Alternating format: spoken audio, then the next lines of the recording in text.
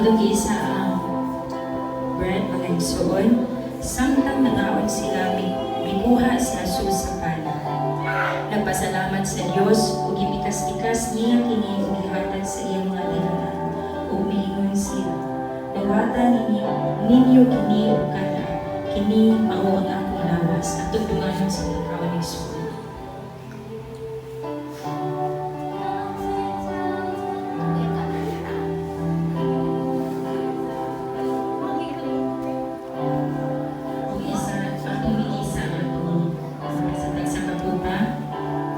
Unya gikuha niya ang utang. Nagpasalamat sa Dios ug ihatag kanila.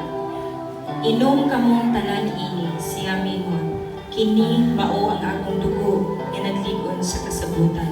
Ang akong dugo nga gipaagas alang sa daghan aron sa pagpasaylo sa mga sala.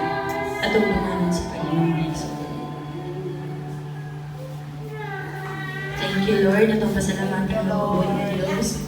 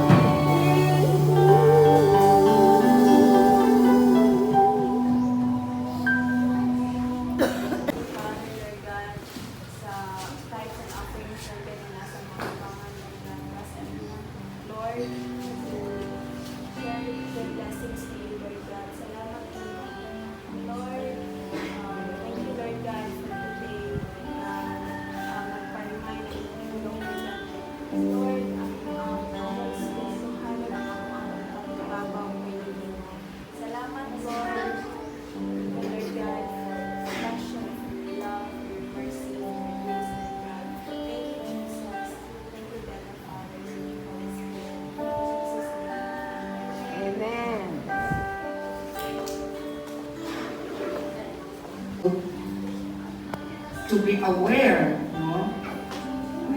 Wag po kayo ang magsahir, pero ato ba kaming buhaton? O, na siya din natin mo ng mga igsoon. So, this afternoon, mga igsoon, manindugda o mag-aamot ka. At isa ito ng kamot para sa benediction. Lord, nagkakagsalamat din mo, Lord God, ang ako na Lord. Dako naman pasalamat sa imong pulong na manitisok kayo sa among mga kasing-kasing. O Lord God, tabangi kami with the help of the Holy Spirit to do, O Lord God, kung unsa ka ng mga pulungan, may mga katubo ka na mo sa spiritual na among kinabuhi, Ginoon. And teach us to be humble always, Lord. No matter what, Lord, no matter what the trials, no matter, O Lord, that unsa kay mga situations, ano mga kinamuhian ang Ginoo. Apan, Lord, you teach us to be humble like Jesus. So, Lord, please help us. Lord, we cannot do that without the Holy Spirit.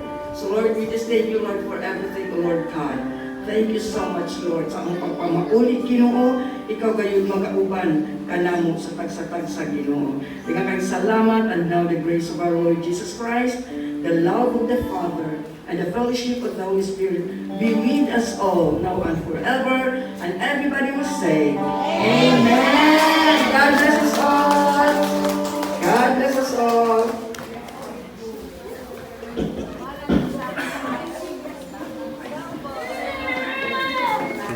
Long time.